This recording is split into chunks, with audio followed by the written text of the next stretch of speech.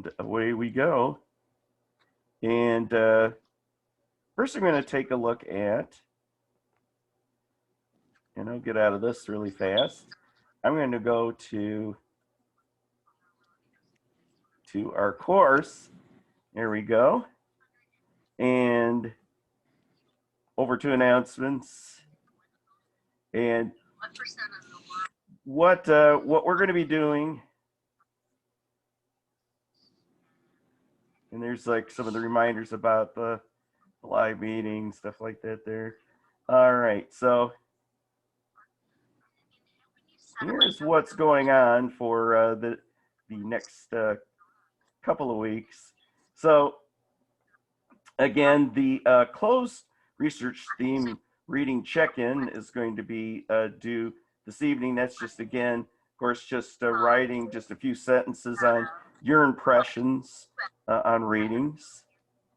For the, I'm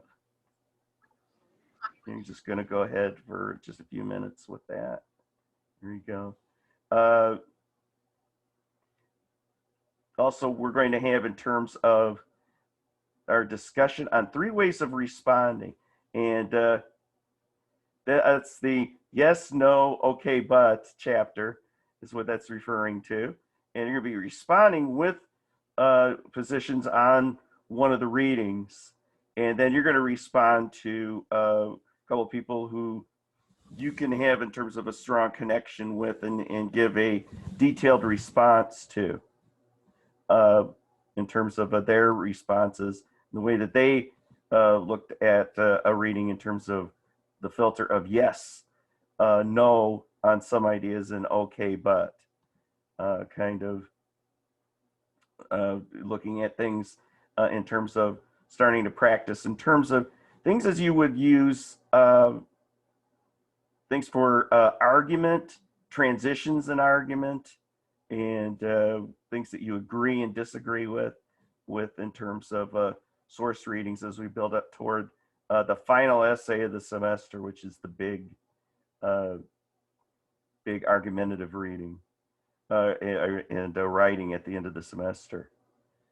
All right, so there's also that tutorial that covers in terms of and has questions on They Say, I Say, that's due on the 18th. And then finally on the 21st is the culmination, the writing project, summary response, final draft, which will be worth, like this was a 50-point assignment. That's going to be a 100-point assignment. So it's a lot bigger in terms of assignment. And the full length project will be due on Sunday, February the 21st. There was a week from Valentine's Day. So that'll be it. So all right. So that's what's some of the things that are coming up in the class.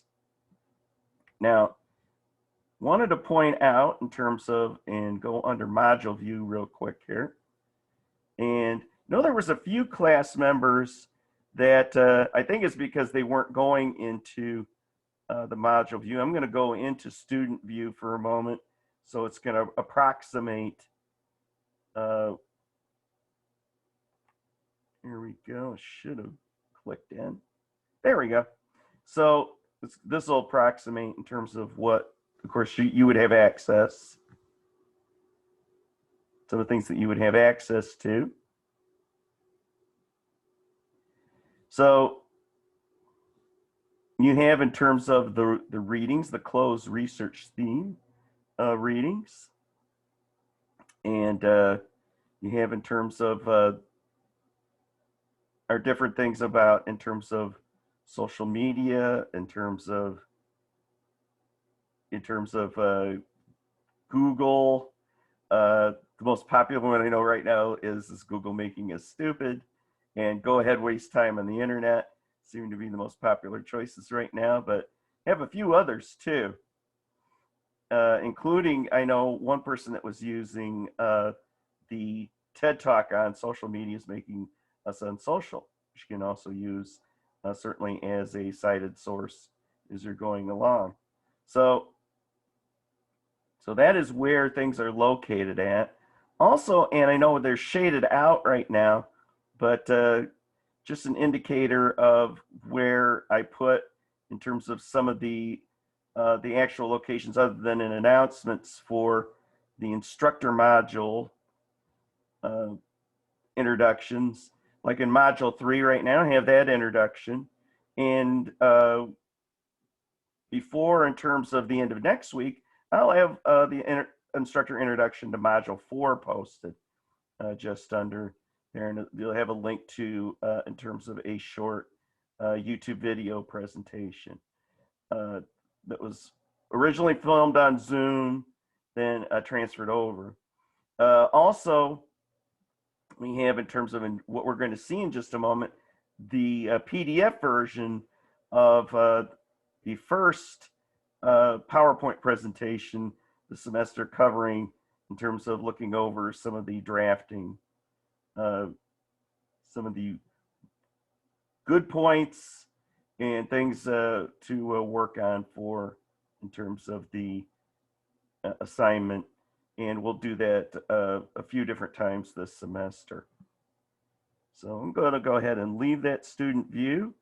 You know that Alexander may not, in terms of apply to you, in terms of in terms of searching for those essays, but I know that there was a few people that still had a few questions about that. So I'm going to go ahead and stop share for a moment, and then we're going to go to share screen and the PowerPoint presentation. So we'll do this really quick, and then we'll have a time where if you or if anyone that joins us has any questions, again, you can do it. So here's the statewide online in terms of slideshow. Again, this is available under as a PDF in our website as well in Module 3. So it is there. So let's go ahead and get this started.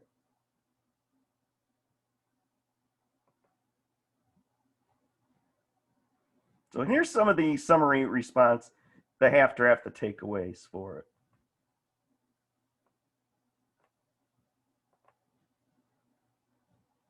So first off, it's a reminder of the access for closed readings again, which we just went over. They will be, again, the basis of our research topics this semester.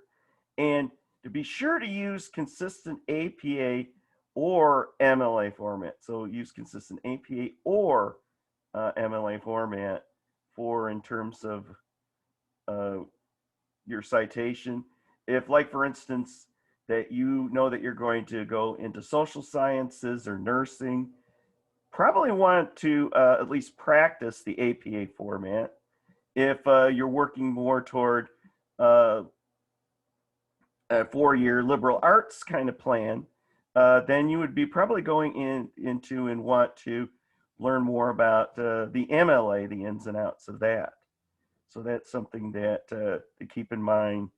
And also highly recommend in terms of not only consulting the little Seagull handbook, but there's also the Purdue OWL APA and MLA sites that are very good, free sites that makes it even better, that are complete style handbooks that are available online. It's Purdue OWL, the online writing lab, APA and MLA style guides that are online. All right, so here's some of the things that I ran into, and not everybody has them, but they were issues that came up in more than 2 papers. There's a reason why things are being brought up. So it may or may not pertain. So for in terms of formality in an academic text, that you have in terms of an academic or rhetorical situation where you do need to be a little bit more formal, than you would in terms of an informal email, of course, or a text, in those rhetorical kind of situations. And so you want to avoid using in terms of oral language type phrases, first of all. Well is something that is a filler, not really having much meaning in terms of as a transition or going to another idea. So well is something that you want to avoid in your academic writing. Next, I'll tell you about, again, this is something that is perfectly okay when you're doing an oral presentation, when you're doing a speech, but it's something that let your content do basically the showing instead of the telling. So it is the show tell kind of principle going on there. And finally, there's in conclusion. Again, let the format dictate along with the content your conclusion. Usually people can see on paper that yes, we're headed toward this conclusion. And there's also other ways of stating that and synonyms for that phrase as well that could be used instead of that pretty overused phrase. For the next point, it says attribute sources unless citing an informal narrative using last names of the authors quoted or summarized. So instead of using, well, Mary said, notice I threw in the informal well too, because it is a form of informality usually in terms of mentioning a person's first name. It means that you're familiar with that person, they're a good personal friend, or at least there's that implication there. So sometimes it can even sound or read a little bit silly in terms of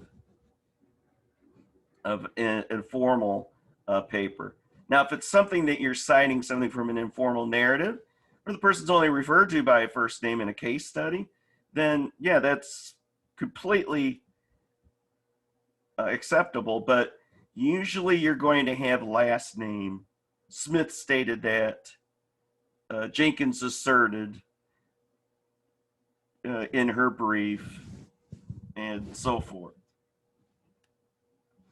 Speaking of and so forth, use phrases such as examples include, before, or among many, after hypothetical examples, instead of etc. Etc. really implies, and it's an informal way of saying that here's all the examples, but I'm going to stop it here at etc. Something that really there's many examples, including some problems that haven't been presented include, or there's a lot of different phrases that can use that will let people know this is a limited amount of examples, but there's many more. So that's in terms of etc. Try to avoid that in formal academic writing. All right, here is in terms of some proofreading type issues. First off, use commas in a series for attributions. Like Smith said, Gonzalez argued, and for opening or non-essential dependent clauses. When Johnson disputes the results of the study, then there's a continuation. So we have that. Then don't use commas to connect complete sentences. Don't use it to connect complete sentences or independent clauses. Use semicolons or end punctuation instead. Something that semicolons aren't used very often. That is exactly what they're used for, connecting two complete sentences that are related. So in their content. Try to use semicolons if you want to do that, to emphasize a point, to give your sentences variety and length. Or you could be using end punctuation. You've been using that period or exclamation point and so forth. Whatever is, of course, important for in terms of your emphasis for that sentence. Finally, you would employ Turnitin. It's something that I had some questions. You'd employ Turnitin as a check for overuse of direct quotations. Summarize of it as much as possible when you are in terms of doing in terms of sources for academic writing. So try to do that in terms of, and use that tool, not as something that think, oh no, I'm plagiarizing something. Use it instead for, I 45%. Yeah, I've got to work on summarizing my sources. For one, it impresses people like me, the instructor, and your other instructors, that you have a knowledge and understanding of the material and can put it in your own words. It really shows in terms of your knowledge of material. It's also a space saver many times.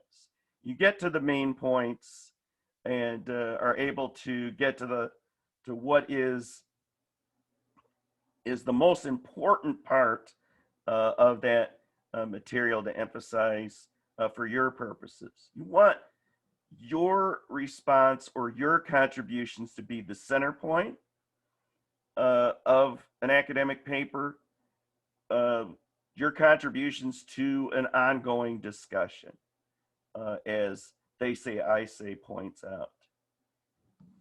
So, all right. So finally, a fun meme that I found from memecenter.com says, "Go forth and write and be safe and healthy out there." And that meme that maybe you've seen before. "Onwards, faithful, my faithful steed." He's even got his own Alaskan Malamute, his own sled dog, little Siamese cat. All right. So you see that we did lose one participant. I hope to see, in terms of everybody, for our next live session, we can discuss and have any questions that you might have. Like with Alexandria, before she left the session, did it sort of backwards because we did only have the one participant today. So we did it before in terms of we started recording. Usually I'll do that after to see, of course, if there's questions. I'll bring up some items for discussion and things and observations that I have about work. And then you can ask questions. I'll turn it off just in case, there are things that are specific and personal related to the class. I'll turn off the recording at that point. Then in the meantime, yes, be safe, be healthy out there. Happy Valentine's Day. This will be up, and you might be viewing it, most of you, in terms of viewing it in terms of as the YouTube video the following day. Again, take care, and I will see you online, and also hopefully in about 3 weeks again for our next live session before our spring break, which hopefully it will actually resemble spring by then. Again, take care. Bye now.